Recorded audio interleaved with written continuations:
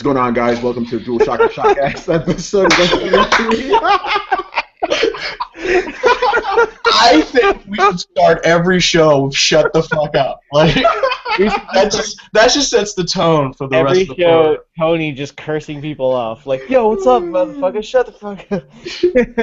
Well, to be fair, the people didn't hear that part of it, but yeah, I started with things going because I was about to start the thing, and Jorge started saying, I'm like, "Shut the fuck up." Yeah, so welcome to the DualShockers ShockCast episode 173. Tony Polanco here with Mr. Ryan Meitzler. No, fuck you. And George Jimenez. We should all shut the fuck up. Yes. Are we going to do a failcast right away? We're just going to start it off as a failcast right now. And Ryan, don't edit any of that out. Keep it all in there. Keep it all in there. It's been noted. All right, guys. Who wants to do the new game releases? I'll take it this time. All right, go for it. Take that, Jorge. I mean, here's this week's new releases. All right, so the new releases from May 4th to May 11th, 2014. The year of our Lord.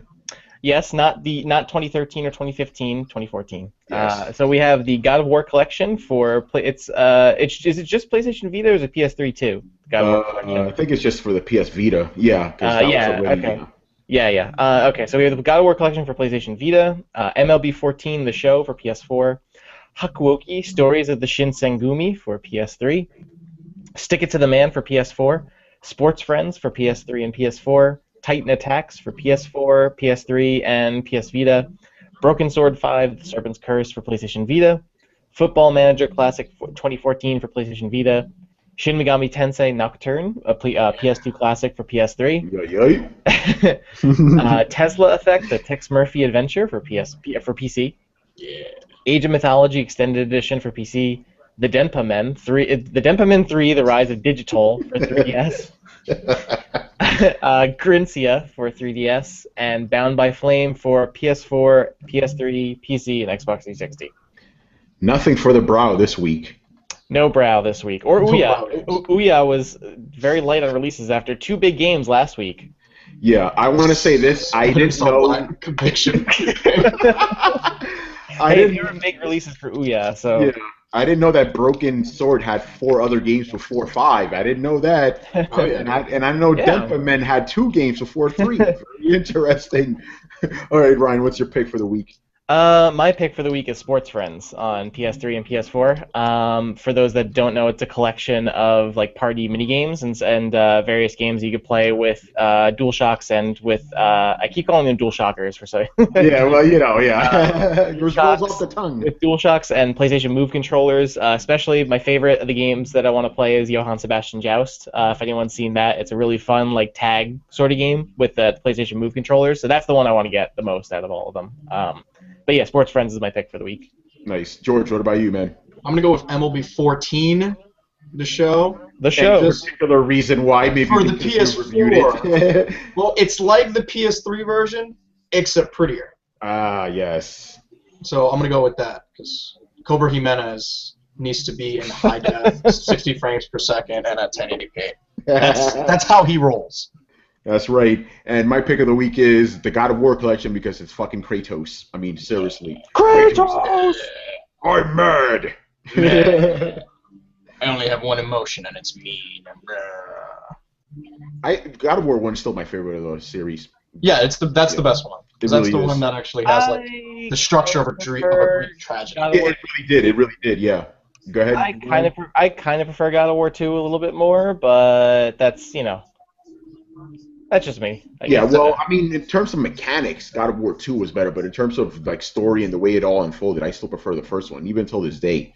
Even though mechanically it could get kind of annoying. The Hades level, it's like, oh, God. Yeah. Yeah, and and the realm of Hades too is pretty fucking annoying. All right, so let's talk about some of the stuff we did around here. Ragnarok Odyssey Ace. Ryan, you did that for the PS Vita. How was that? It was pretty good. I'm not a huge RPG person, but I wanted to try that style of game, especially because it's kind of this like Monster Hunter style thing.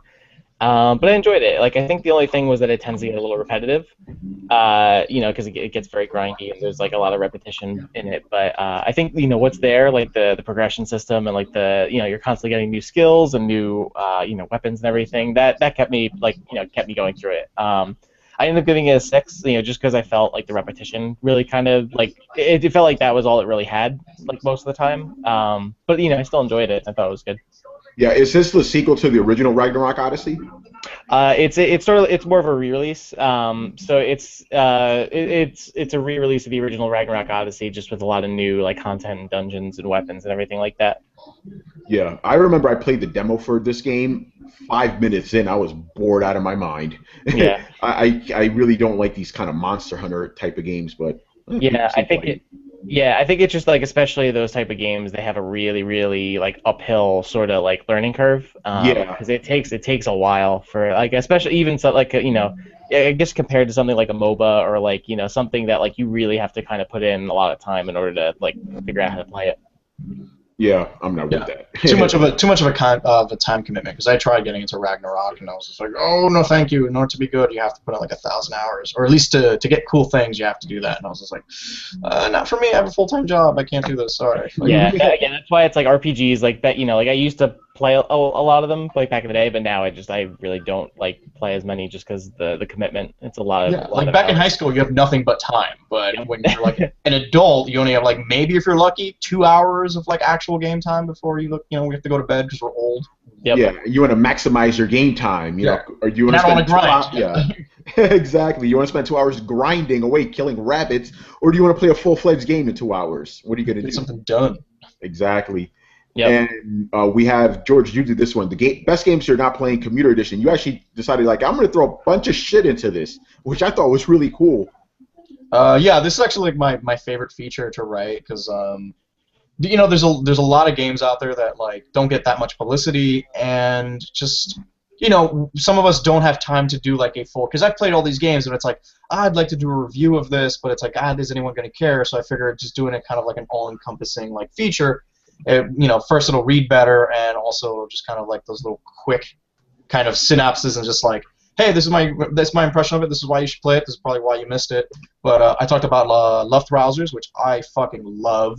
And if you have a Vita, it's amazing. I'm playing it on the PC, but it's just an arena shooter where it's just, you can free fall. It's dogfighting, but it's done in like the weirdest way possible. And then my favorite part is like the random elements of it, where you can change the chassis of your ship, or get a new engine or a new weapon. Like once you get that spread shot, it's pretty much game over. But then you can also get an engine that just doesn't fall, so you never like free fall. You just defy gravity, or you can set off a nuke. And really fun game. It's about the same guys who made Ridiculous Fishing. So they know how to make, like, I'm only gonna play for 5 minutes. They know how to maximize those 5 minutes for the most fun possible, and still feel like you got something accomplished. And then I talked about Out There, which is kind of like this.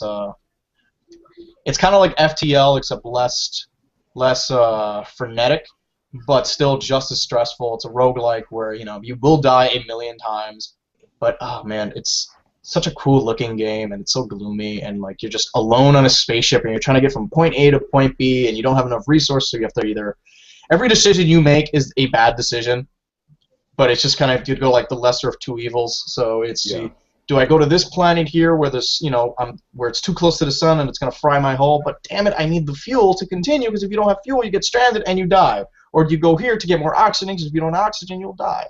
And yeah, every decision you do is bad, but I do like about it is the whole idea is to replay the game over and over again. So you'll come across alien artifacts, and it'll be in a language, and you're like, well, I only know one word of this language. But then you might go to a space station that says, hey, by the way, I know a couple of words of this alien language. So next time you go back to that same place, you can kind of make out like, oh, this thing I'm touching is super dangerous. I should probably avoid it. But you only know that in your sixth playthrough. So. That's pretty cool. Yeah, so I mean, your games can literally be from like 45 seconds to 20 minutes, and you can, you still get enough done. And then I did Hitman Go, because I actually really love this approach to Hitman. It's kind of like it's set up almost like a board game on like these beautiful. The levels are laid out just like big. They almost look like these tabletop RPGs. Sweet. So when you look at it, it's like all the characters are kind of like these die-cast figures. And the Hitman mechanics are still there, where it's turn-based, but Agent 47 can hide or take it, don a disguise, or you can just be like, screw it, he's just going to try to kill everyone. And you can do that too, and it's really cool. And I just love the way that like you kind of eliminate your targets. It's nothing graphic. It's literally just your figurine going boop, and the other figurine's getting knocked off the table. But yeah, that's a lot of fun. And then I mentioned some other ones like Hearthstone. I keep saying Hearthstone, and Mario Golf World Tour, which are just, like I said, just fun games to play on the go. And yeah, I decided to go Commuter Edition because I've been playing a lot of these games before bed. And I was like, you know, I figured that'd be kind of a good thing because I know a lot of people out there commute and take the bus and the subway, and they want to look for, you know, some of us have some long-ass commutes, so I'd rather play a game than just kind of make like awkward eye contact with people on the subway. So yeah, you don't want to do that in the subway, not in New York, man. No, because that's either an invitation for sex or getting beaten up. So and you sometimes you can't tell the difference, which sucks. So I'd rather just keep your eyes down here and play a game, because God forbid you get into a conversation with people. Like, no, let's not do that. No, we don't do that. We don't do that around here. So yeah, you obviously a lot of these games are, you know, indie games, and that leads us to our main topic, because I was thinking about this. All the games I've been playing on PS4 have all been like smaller kind of indie games, and I find it interesting how we're in this age where we have like the most graphically like intense like consoles ever. PCs are getting more powerful, yet indie games are rising up. They've been doing so for a few years now. Personally, I think it's fucking great. Why? But I wanted to ask, why do you think this is? Why are there so many indie games like proliferating? Is it just because the media, you know, guys like us specifically, like these kind of games, and we talk about them and people check them out, or is there like a genuine hunger for these smaller kind of games, not just these big extravagant AAA experiences?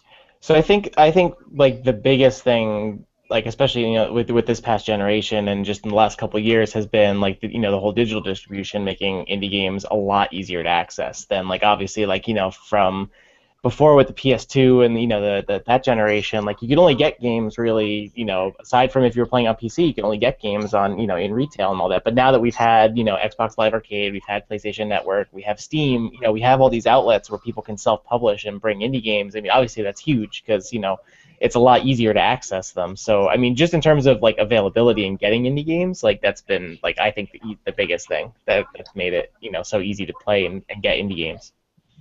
Yeah, that's an interesting way of saying it. Yeah, it's like, hey, the games are there, they're relatively cheap. I'm gonna try it because there's not much of a sacrifice or a commitment to it. It's like, you know, even, and I guess even phone games count in that sense too, like Angry Birds or something. It's like, it's only $1, I'll try it out. Yeah, even if it's like even if it's just on iOS or the you know, through Android, you know, through there. And you know, I think the other big thing for me is just the fact that, like, you know, because indie games are so, you know, they're willing to take more risks, and because, you know, a lot of the innovation that you're seeing from games just in general is coming from indie games rather than from, you know, the studio produced stuff.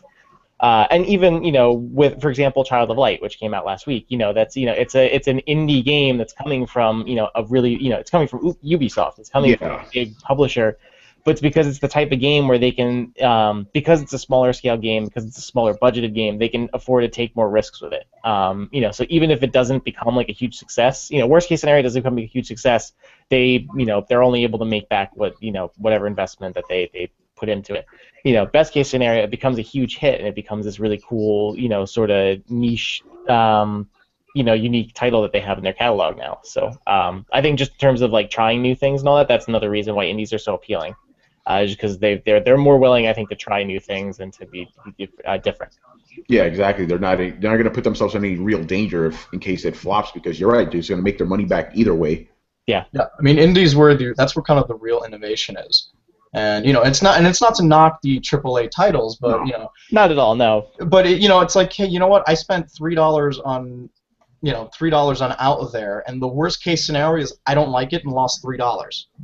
On the other hand, it's like, hey, I've never played Tomb Raider, and then you put in $60, like, oh my god, I fucking hate this. I feel like people are more easy to approach, and also the weirder stuff is they're the indie games. Those are kind of neat. Like, you know, the innovation is there. Like, you know, last year, what was one of the most popular games was Papers, Please, and you're playing a guy at a border checking passports, essentially. Stamping papers, yeah. Yeah, you're stamping papers, and like no AAA studio is gonna look at this and be like, we can't sell 10 million copies of this. Like, we'll be lucky if we sell 1,000. And yeah, someone's out there really willing to take a risk. And like I said, it's just that AAA, they need to sell games, so they need to go with what works. So there's, like how Ryan mentioned earlier, you don't see people taking that many risks. Because like an indie game, it's like, hey, it cost me $50,000 to make this game, and if it doesn't work, it's not a big, it's not a big deal. It's no big deal for them, pretty much. Versus like if they try to do, hey, we're gonna make an Assassin's Creed where it's like some weird random thing. It's like we're gonna make an Assassin's Creed that's like. But he's gonna cook. He's not gonna kill anyone, but it's gonna be like a cooking game. It'll be kind of quirky. That would end the franchise because it would cost too much money and it would probably not sell. I mean, if it did, it'd be awesome, but most likely it's not. Yeah, it's interesting how a lot of these kind of games, they were, like Japan had these, like, basically in Japan, there was one point where I joked, like, any kind of activity you could do, they've made a game out of it in Japan. Like, a McDonald's employee, yeah, they got something like that, flipping burgers, that's the entire game. But now we're starting to see fun stuff like that over here, too. They've had crazy, like, shoe fitter, express or whatever. I don't know, crazy fucking games. They've had shit like that in Japan, so it's kind of cool seeing that. And then, yeah, just for me personally, I like okay, I have this PS4, most powerful system out there. I like playing the little games. It's just something really fun about that. Yeah, isn't that great? You spent $400 and it's all good. It's awesome though, man. And the thing is, a lot of these games kind of distill a lot of the bullshit that the AAA game, not knocking AAA games again, but they kind of distill it to the essence of what the core game is supposed to be. And then you're right, you could also tell different kind of stories, like more personal stuff, like Papo and Yo. It was essentially a story about a drunk dad. Or the Walking Dead games, Telltale Studios. It's an indie studio. I mean, that was many people's game of the year, and it's like, hey, look, an adventure game can be a fucking game of the year. That's crazy. Yeah. Like, no AAA studio is going to put the resources in for an adventure game because you go to the masses, like, hey guys, you want to play a point-and-click adventure game? They're like, no, why? Like, no. Yeah, I don't want to play that. Isn't that like Myst or something? Ew, who plays Myst? And and like we need, and it's funny because like we talk about like, these AAA games are just more of the same, sequelitis, blah blah blah. But it's like, you know what? If Call of Duty didn't sell 1 billion copies, it shows confidence in the platform. So the fact that these systems can sell. Call of Duty can make 1 billion copies, therefore a game like Luftrausers can work on PS3. It gives them the opportunity to put it on that platform because it's like, hey, look, there's a lot of people playing this game, they might like this game, as opposed to the other way around where, Luftrausers is not going to sell 1 billion, it's not going to make $1 billion in profit, let's face it, because it's a quirky arena shooter, but you know what? You get it in front of enough people, they might enjoy it, but I think we need the AAA as much as we need like the quirky indie stuff. But it's like if you want innovation or something new, yeah, you'll lean towards indie. But if you just want to sit back and want something really commercial, really bombastic, we have the AAA studios for that. So I kind of like that. It's become easier for these indie titles to be put on these bigger platforms like Xbox One and PS4, and then finally, like, it's easy to get on Steam now, which wasn't the case before. You had to go through, like, either their official website and download the game through some weird .exe file. Like, no, it's become easier to obtain indie games, thankfully, from this digital distribution, and that's a good thing. Yeah, it's great. And like we said before, the innovation is going to start coming from there now. I think the industry definitely needs them because you're not going to get too much innovation in the big guys. It's just not going to happen. But if it works with the indie guys, some of those ideas will trickle over. So yeah, and the indie guys need the big guys to do well. They do, exactly. They both need each other. So I really think, this generation might possibly be one of the best ones in terms of just pure games. It's great. So more indie games. I'm totally down for that. Yeah, they're going to take the risk. I mean, we got Transistor coming out later this month. I cannot wait to play it. And you know what? Yes. We saw it at PAX, and you're like, I don't think I've ever kind of played a game like this. It's like semi-turn-based, and like, this is really cool. But you know what? No AAA studio is going to do that. Yeah, it's true. It's sadly true. Because it's a very by the numbers, and they have kind of like their checklist, and it's like, yeah, listen, there's a bigger audience for a first-person shooter than there is for a sort of almost turn-based real-time strategy game. It's just like, no, we're going to sell more doing this, so let's do that. And hey, big publishers are going to do what big publishers do, but it's great when you see studios like Ubisoft take chances on just weird, quirky projects like Child of Light, or even if you go something as far as like fucking Blood Dragon. That's a weird fucking game. Yeah, but it's like, hey, you know what? We could have easily turned this into just another run-of-the-mill Far Cry 3 DLC where it's like, hey, it's another fucking island where you can jump off, hang glides and stuff. But it's like, no, let's take it in some weird direction. And I like seeing big publishers take that risk and just seeing how it works. And you know what? Sometimes it works in your favor. Sometimes it's like, yeah, okay, great. Yeah, speaking about Ubisoft, what do you guys think about Valiant Hearts? I saw the trailer for that, so I'm like, that looks amazing. Like, I like the fact that it's set during World War One. No one tackles that war because unlike World War Two, that's a pretty messy war. No one really knows what the fuck. Like, why were we fighting this? Yeah, I mean, honestly, that news made my day because like when I saw the trailers for that game last year, it looks really great. You know, and yeah, just the fact that it's coming out so soon has me excited. But yeah, like you said, like it's interesting because it is covering this kind of period. Like obviously we've had World War II games like up the wazoo for the last like yeah, years. exactly. But also just because I mean, like aside from that, just getting to see more like UbiArt framework games as well is really good. Like aside from Rayman and now Child of Light, now we'll have Valiant Hearts coming out. And it's gonna be, honestly, it's gonna take more of a different direction. That's gonna be something a little more, dark and mature. I think that we've seen.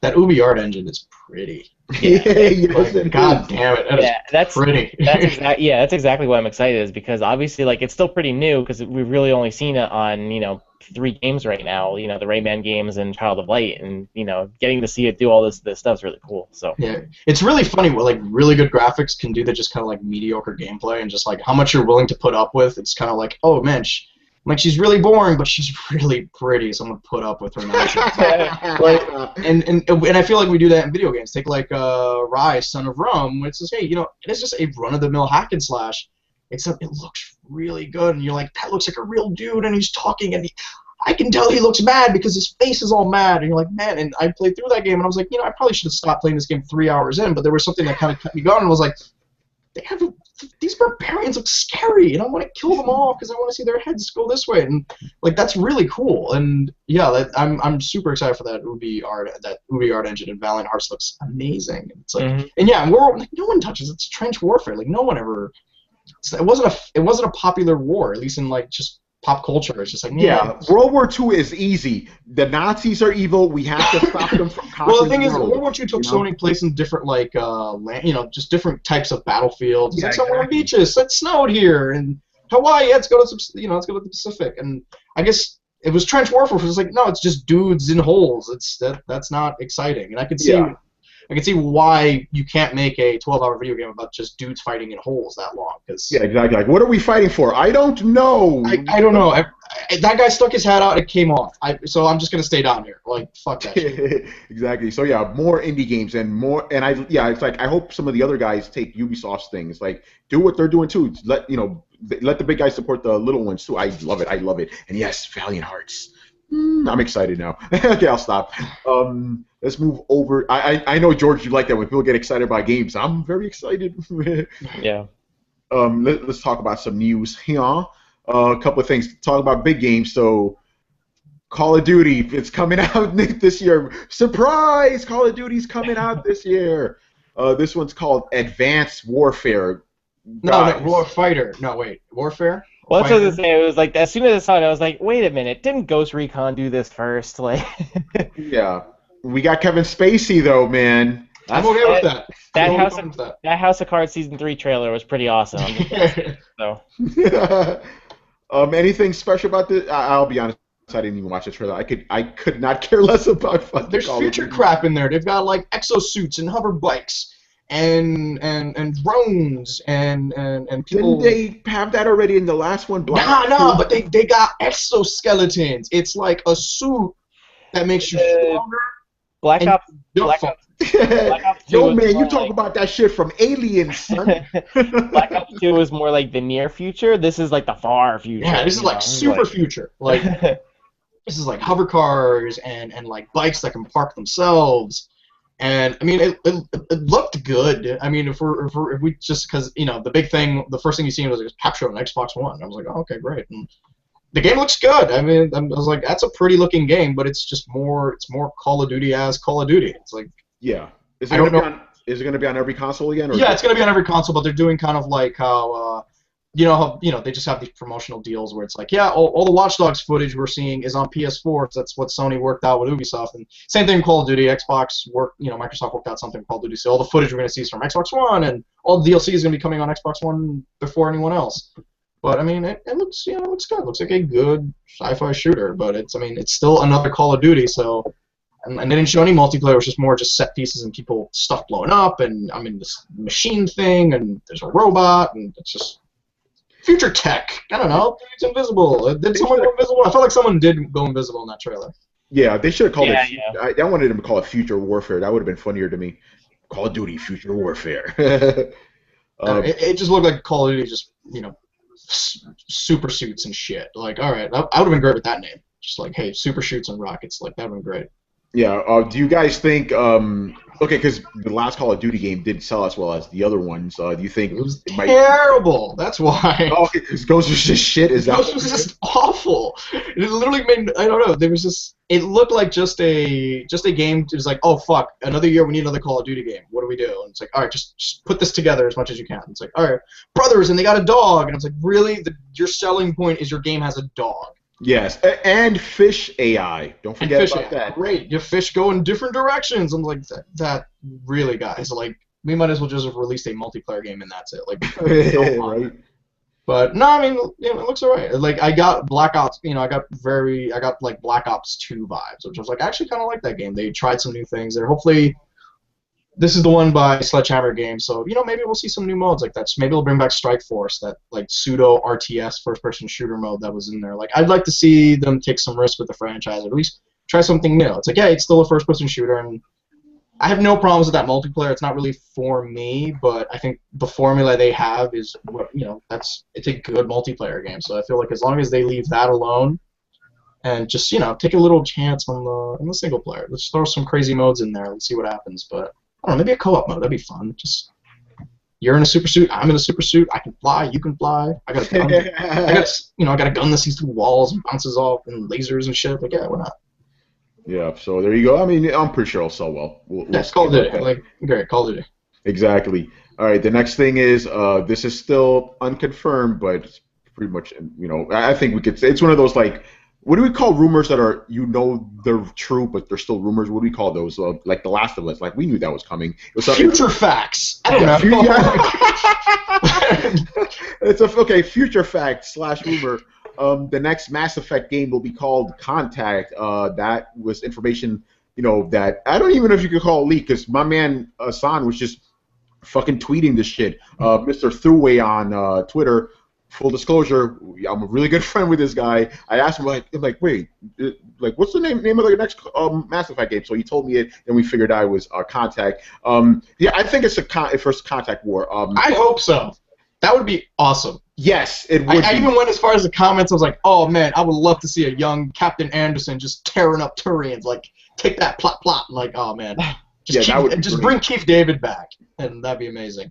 Yeah, because, I mean, because people have been speculating, like, is this going to take place after Mass Effect 3 or before it? I think this is going to take place before it, and I don't mind. I want to see John Grissom. I want to see all those guys, man, all those heroes. You know what? I wouldn't have mind seeing just, like, after Mass Effect 3 and just seeing, like, where they would have gone from there, and, like, that would have been super interesting. I mean, it probably would have been a mess, but a part of me, like, I kind of want to see where they left off, because, when you think about the ending, the Mass Effect relays all blew up, and it's like, oh, these are aliens stranded near Earth. That'd be kind of neat, seeing how they deal with overpopulation and just a bunch of different species just crammed together. Like, that'd be kind of Someone's talking about the original ending, and the new one, they fixed the max relays. Oh, right. Oh, yeah, that's right. I'm sorry. Yeah.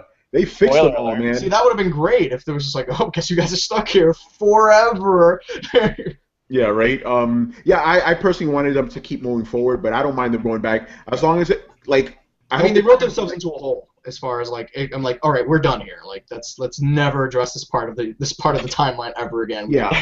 We can only be in the beginning. So I'm fine with that because there's a lot of, if you read the books, there's a lot of great like conflicts and just a lot of good storylines there that we can examine. And yeah, I was thinking about that. Like, this game's called Contact. You think maybe the next game could be called Ragnarok Wars? Like, why don't you do specific games based on specific events instead of just having Contact 2, 3, and 4, I would not mind playing a Krogan. That'd be sick. Yes. That'd be cool, yeah. And then going through the whole genophage thing where it's like, hey, you guys did great. Now we're going to neuter your species because you guys are spreading like wildfire. Yeah, there's a lot of lore in there that they can definitely source. So I'm looking forward to that. E3, man, I'm going to be at that, Bioware, like, come on, what you guys got? No, I'm going to be in New Orleans by there, so I'm going to be up on Twitter and be like, oh man, that's really cool. I'm going to take another shot. Bash parties. I'll text you, George, man, this shit is crazy, son. I saw a gator! Equally excited. Yeah, right, exactly. Oh, sucks for me then. I'm on a Okay. fan boat. All right. This is another. This is a rumor because I don't believe any of this shit. So Sony's E3 press conference details have been leaked. I'm gonna say again, rumor. Some of this shit seems too obvious to me. Like Uncharted 4 for the PS4. I mean, yeah, it's E3, and it's been a while since we had an Uncharted, so that makes sense. I mean, I'm not too surprised. Like, Yeah. an Uncharted has to be announced. Summer 2015 doesn't sound right because don't Uncharted usually come out like in the fall? Yeah, usually they're like November, except for maybe the Vita one. Yeah, that's true. But usually they're out like later in the year. Yeah, I'm just gonna run down through these. Shout out to our Mr. Giuseppe for posting this. Meet a Molecule's new title will be a landmark title for Morpheus. Okay, that's the headset. Little Big Planet guy. So we'll have some sort of weird Little Big Planet cute game. So great. All right, fine. Well, yeah. Well, Gran Turismo 6 is coming to PS4. That's another upgrade, I guess. Don't care. Do we need that? And then we're hearing God of War Ascension's getting an upgrade. It's like, why? Why that game? Care. Nope. Don't care. You're just done with those, right? Good multiplayer, but just don't care. But it was. Yeah, oh man. Kill Strain trademark has been related to Siphon Filter. I guess another Siphon Filter. Yeah. So, fucking Gabe Logan. I liked him. Oh man. This is more like reserved out of like those like early 2000s like spy games. I like Gabe Logan. He wasn't like that arrogant. He was just kind of like, I'm doing my job, like whatever. Like, in a fight between Sam Fisher, Gabe Logan, and Agent 47, who would win? Gabe Logan would win. Gabe Logan to take him out. Because he could roll. Yeah. Oh yeah. He had that crazy roll. He had that roll and that super long taser that he can use. So I was all about that. I really love that. What was that Siphon Filter game? That multiplayer one? Was that Omega Strain? I don't remember. I played the PSP games, and they were really good. Those were amazing. But yeah, they were really. I love that multiplayer game. We have a little custom character, so I just had a guy walking around like a cowboy hat, and I was like, yeah, I'm a spy. I'm sneaking around with a big orange cowboy hat.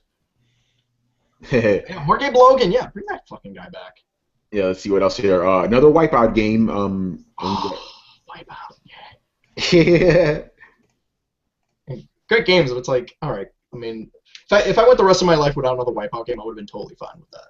Yeah, I think I played one of them. I was like, man, it's okay. It's a fun game. It's a racing game. It's whatever. It's an arcade racer. Yeah. I'm not clamoring for a Wipeout game. Yeah. I think every time I play a Wipeout game, it just makes me want an F-Zero game because it's like every time. Yeah, that makes sense. I buy that. I'd rather play F-Zero. I love F-Zero, man. Yeah. Quantic Dream has a trailer for a new game, I guess. That's cool. I'm not with another Quantic Dream. Probably. It'll probably be that weird sorcerer game. Yeah, exactly. That would be cool. This one's... Quantic Dream is hit or miss, so it's just like, whatever. It's going to look good, and there's going to be some really cool motion capture, but... Jason! And it's gonna have an ending that no one. Yeah, it's gonna have an ending that nobody likes. Like, what? That doesn't even make any sense. What are you talking about? You don't understand. It's art. I'm like, no, it's bad. It's not art. You can't just call it art and just make that the excuse. You jerk. Exactly. Here's the obvious one. The Order 1886 is gonna get a stage demo. Of course it is. Yeah, that's. Come on. I mean, come on, seriously. This one is like really. Ninja Theory working on a PS4 exclusive, possibly Heavenly Sword. I see. A DMC. I just knock it off the park. Just be like DMC 2, done. Yeah, that's what I would want. I mean, it's not gonna happen, but I'd love to see like another DMC. Yeah, Sony London will be at E3, first AAA game in many years, as long as it's not. What was the name of that open world game they had? I forgot the name of it now. I didn't like it. Getaway. Oh. Right? Oh, okay. Was it Getaway? I don't know. I don't like the Getaway. Maybe it's just non sequitur. I don't like that game. It was terrible. It was one of the worst games ever. It was shit, dude. We've got no heads-up display. You don't know how much you're down. I'm like, I can't get anywhere. Where's my map? No, follow your blinkers. I'm like, this is stupid. No one drives like this. Yeah. My car doesn't tell me where I'm going. I tell the car where I'm going. Stupid. You show that car who's boss, man. Yeah. Guerrilla Games, the guys who make Killzone, are making an RPG apparently. Cool. Cool. I'll take anything that's not a Killzone. Yes, me too, man. Killzone Shadowfall was my first and last Killzone. I'm not playing those games ever again. Good. No, thank you. Sony Japan Studios debuting two, maybe even three titles. Project Beast, spiritual successor to Demon Souls. Okay. Hey, we've been hearing about that for a while. Yeah, I'm all for that. Yeah. Okay, here's the thing. Let me ask you this. Is it just because you want more Souls games, or is it because you want Demon Souls specifically? Is Dark Souls not filling that void? No. I just want because it was like the original Souls team. Like most of those guys were on the original Souls team, so I'd like to see what else they can come up with. Oh, okay. Or at least what they can, what a spiritual successor to like Demon Souls would look like, coming from the guys who made Demon Souls. Hold on. So isn't Dark Souls by the same guys? Same studio, but the majority of the guys who made Demon Souls left. Oh, okay. So and then they just make a sequel from this game that was already popular. So it's like, all right, we kind of have like a blueprint to work with. So I'd like to see what their version of a Demon Souls sequel would look like. Oh, and it's on next gen, so it's like that. I want to see that.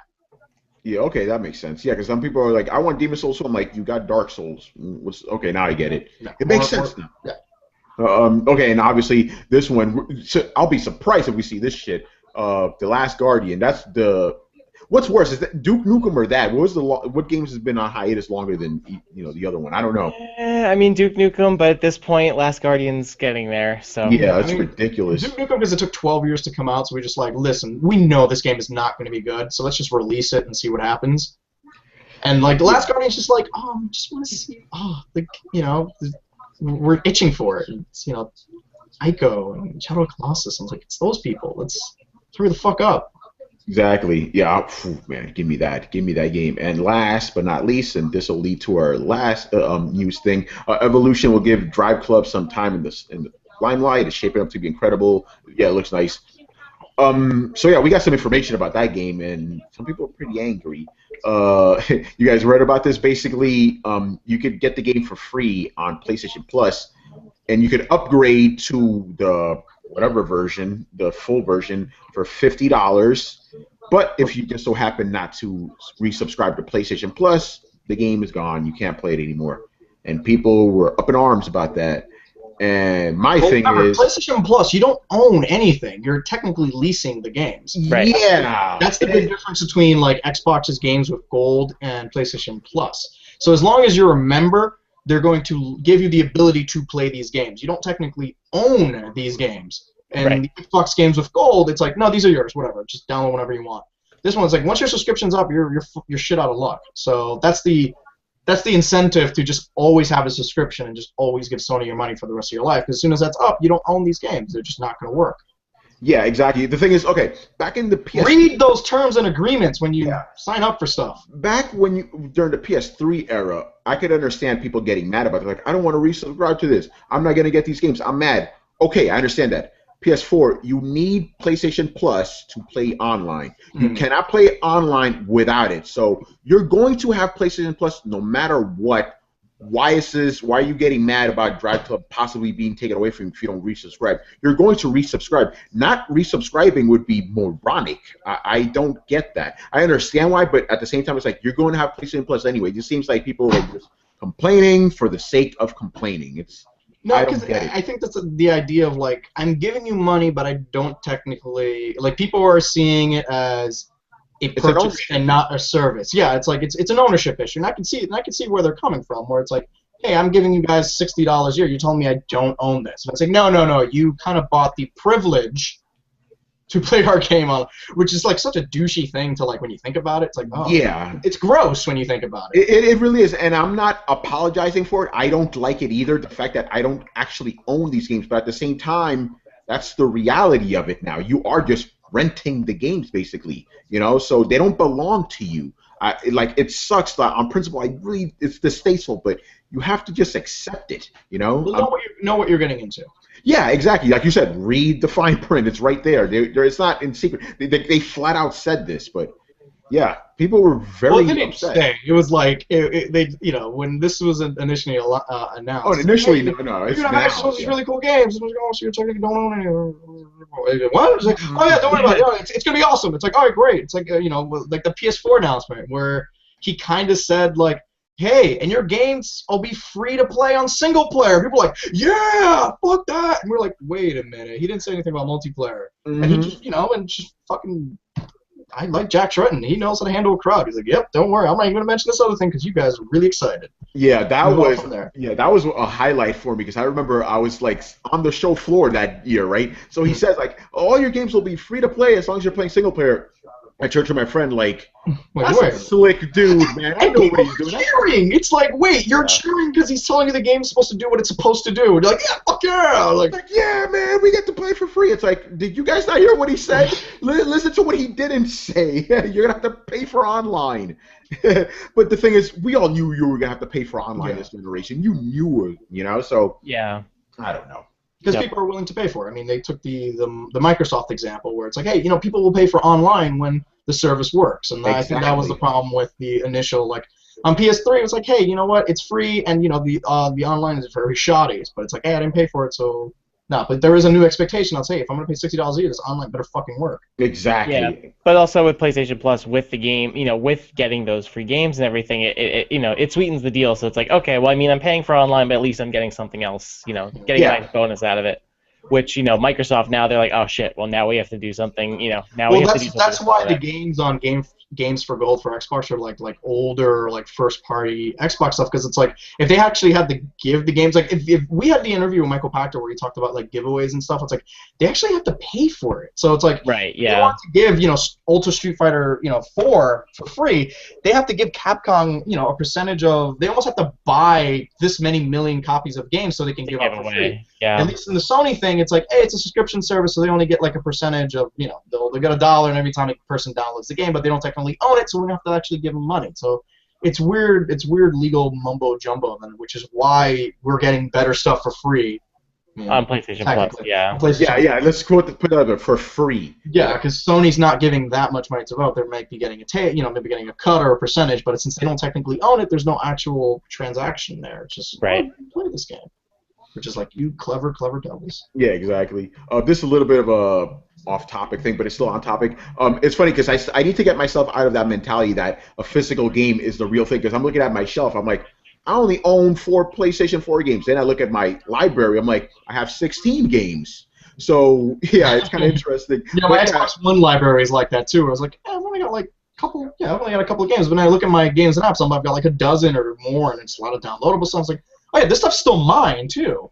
Right. But you always get into the discussion. It's like, hey, what if this stuff disappears? What's going to be the value of this physical disc? Because the next gen systems, those CDs are really just, they don't do anything. They're outside of being an install disc. You technically don't need those CDs. Yeah, it's true. They're just like a transportation device if you really think about it. But yeah, the point is, like, I have most of my games have been downloaded, and I know I don't own them, and I'm okay with it. I mean, not 100% okay with it, obviously, but I live with it, Yeah, I mean, it's one of those things where it's like, hey, 10 years from now, and I'm like, I want to play some Xbox One just for shits and giggles, and you're like, yeah. Oh, wait, I downloaded this, and the service is no longer available.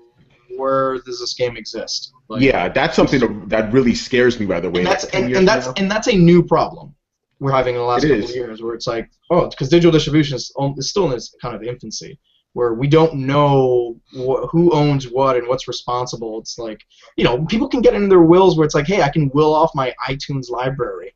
If I die, I can give it to a family member or something. Because it's like, no, you have to go through it. Apparently, there's a process you have to go through. If if you were to die and like says like, hey, so and so died, I'm just gonna take his library because he's related to me. He's like, oh no, you didn't approve that. That's his own. Wow. Like, it's weird. You have to put it in writing, and it's just like it's scary. It's digital. Yeah, it really is. This digital future is scary. I need Kevin Spacey to tell me things. Yeah, because it's like, okay, what if 10 years from now I want to play Dragon Age Inquisition? I don't know if that's going to work. 10 years from now, if I want to play Super Mario Brothers on an NES, I can still do that. It still really works. Yeah, I think what will happen is if, like, God forbid, say, like, Microsoft or Sony just go under and disappear, I think other companies like an Amazon or something be like, hey, we're just going to buy your catalog and your library so people who are out there can still, like, I don't think your games are just going to disappear wholeheartedly, but, online services are going to disappear. Like, yeah, what? Halo 4 multiplayer is only going to be around for so long. It's like, hey, look, it's 10 years later. You guys should be able to just give it up, all right? It's fine. Yeah, and we see that all the time, too. Studios are like, you know what? We're going to close the servers. You've been playing that game. Sorry. You know, so it's gonna It happen. costs money. It really does. It really does. That's why we pay for online. Unless you're a PC guy, PC guys don't fuck around with that. Like, I'm not paying for shit. I'm not behind a paywall on PC. I'm just saying. Oh man, the master 60 race. frames. Mine's 85 frames. All right, that's about all that stuff. So let's talk about what games we have been playing. Ryan, what have you been playing this week? Not too much. I hopped back into Far Cry 3 for a little bit finally because I've been Nice. trying to still plow my way through that game. Far Cry 3. I actually just before we started recording, I started playing the new episode of Kentucky Route Zero because that was finally released. Yes. I saw the news. I saw the news post about the game coming out. I was like, what? Because the last episode came out last year, like last May. So it's been a year since the last episode came out. And I've been, That game is a good kind of weird. It is, yeah, but yeah, it's been great so far. I'm actually almost done with the episode, so after we record, I'm gonna go finish that. I played a little bit more Final Fantasy X HD on Vita, and I bought Child of Light. I haven't started it yet, but I'm hopefully going to probably this week. So Nice. that's it for me. Yep. George, what about you, man? I've been stuck doing day job stuff, so I've been either on the road or so I've been taking the iPad with me. So I've been playing a lot of Hearthstone, and also I got a early build of Treachery and Beatdown City. So I'm trying to play that. The thing is, it's such an early build where I have to use like a PlayStation Mobile dev kit in order to play it. Wow. So I had to go to that. Yeah. So Sean from New Challengers sent me like a Dropbox where it goes, oh yeah, just do that, and it's crazy instructions just to get this game to run, but really cool so far. They just funded the game on Kickstarter, which was like a very kind of nail biter there, where it was like, hey, we've got 3 hours left and we need like $8,000. They got it, and I was like, at some point I was like, oh man, he's such a cool guy, and I would love to see his game get funded. And I spoke to PAX. I'd love to throw $8,000 at him, And yeah, I mean, if I had that money, I was like, that'd be great if we talk about like conflict of interest. I'm like, hey, I have a personal investment in this game. Better do fucking well. But he's one of those. He's a local developer out of New York, and it's just like, yeah, you want to see those guys do well because he's got an interesting take on turn-based combat, and yeah, I mean, he hit his goal, and I was really happy for him. So I kind of can't wait to dive more into Treachery and Beatdown City. So I'm gonna do that, maybe do a write-up for it. What else? I think that's it. I've been kind of like running around like a crazy person, so just a lot of the stuff on my tablet, so a lot of screen touching. That's going on. Touching and swiping going on. A lot of swipes and playing with cards, and yeah, Hearthstone, they're gonna nerf my hunter class. So I'm kind of annoyed by that. Womp womp womp. I mean, it is super overpowered. Like I was like, oh, that's a great card. 1 million minions show up, and I'm like, ha ha ha ha. And I was like, yeah, I'm not good at that game. I'm just very good at just exploiting my class. There you go. And there's a huge difference there. So once that like nerf happens, I'm gonna be like, oh, I guess I'm gonna stop playing this game. Yeah, as far as myself, I've been playing the same games I played last week. Mercenary Kings. I know I promised you guys a review of that, but I kept playing it because that's really fun. So I'm gonna do that this week. I promise. I will have a review for you. Almost done, and I got back into Child of Light. What a great game, man! It fills you with such joy just to play it. I boot camped my computer, so that's my inaugural Windows game. My computer right now is going to be Child of Light once I get a chance to play it. Yeah, it's like every time I play it, like I have to fight the urge to not tweet every single little rhyming thing they do because it's just so cute. I like that. It's fun. The rhyming is interesting because I've like most of the reviews I've read have been pretty like mixed about it. Like some people say that like it's cute and charming, and then others are just like, oh, it's fucking annoying. And those people have no soul, by the way. And I like the fact that in every country all dialogue rhymes. They made sure of that. That's really fun. That's cool. Yeah. Yeah, I'm really, really enjoying it, and I'm getting more characters as I play, which is, and it's weird about the game though. Like, I think I'm about maybe 66% through of it, and I just finally got like a area of attack, like things. So I'm like, because it was kind of annoying. I'm like, I had to pick off each enemy one by one, and I could finally just hit them all at the same time, which is good. But the combat is interesting, but I just love the whole it's not one of those games where like it's about this. It's about the entire tapestry of it just coming together to make this awesome experience. I love it. It's great. And definitely gonna try. I can tell it's gonna be on my backlog. Like, oh, I kind of want to play this, and I'm like, I don't want to play it now. So yeah, Yeah, my backlog so is getting AKA I may ridiculous. never play Child of Light. You're right. And I still want to get back into fucking what I'm forgetting the goddamn name now. 3DS game, Final Fantasy, but not Final Fantasy. Forgetting the game. Bravely Default. Bravely Default. I want to get back to Bravely Default. By the way, when I get back into Bravely Default, I'll probably have the most items ever because I've had it on ever since the game came out. So every time you leave it on, you get more and more items. So I have probably like 1,000,000 Phoenix Downs and like all these crazy things just because I've just had it on the entire time. It's pretty awesome. So I want to get back into that. And then I can't talk about it now, but I will be getting a game to review this week, and then I'll probably talk about that next week. So yeah, a lot of fun stuff. Video games, man. Video games are awesome. That's about it. Thank you guys for listening and watching to the DualShockers ShockCast episode 173. Once again, I was your host, Tony Polanco, and tonight I was joined by Ryan Meitzler. No, Tony, fuck you. I need to bring it full circle, you know. Now I want to be like Eddie Murphy. Fuck you, everybody. And Mr. George Jimenez. The language is a little bit too vulgar for me, guys. I'm sorry. Let's just call it. Sorry. Unprofessional. Highly unprofessional in this fucking podcast. All right, guys. See you next week. Thanks. Bye-bye.